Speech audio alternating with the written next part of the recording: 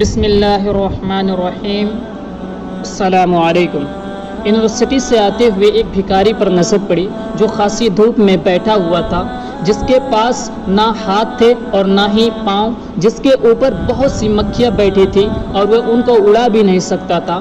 کچھ دیر بعد مجھ پر یہ انکشاف ہوا کہ وہ نہ بول سکتا ہے اور نہ ہی سن سکتا ہے۔ وہ بھیک مانگنے کے لیے تو بیٹھا ہوا تھا لیکن صدا لگانے کے لیے بھی قابل نہیں تھا۔ میں مسلسل اس کو دیکھتا اور یہ سوچتا رہا کہ اس بھکاری کی جگہ میں بھی تو ہو سکتا تھا، پھر اس کی جگہ پر میں کیوں نہیں؟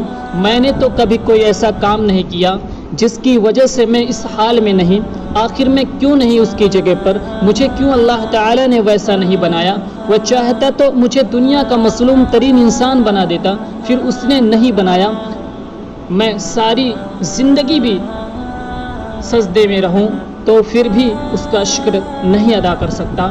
ہاتھ، پاؤں، آنکھیں، کان سب کچھ تو دے رکھا ہے اللہ نے۔ وہ چاہتا تو مجھے بھی دنیا میں محروم کر دیتا، لیکن مجھے تو اللہ مسلسل عطا کیے جا رہا ہے، عطا پر عطا۔ مسلسل مہربانی میری نافرمانیوں کوتاہیوں کے باوجود مجھے دیتا ہی چلا جا رہا ہے۔ اس سارے رحم و کرم کے بعد بھی میں شکر کیوں نہ کروں؟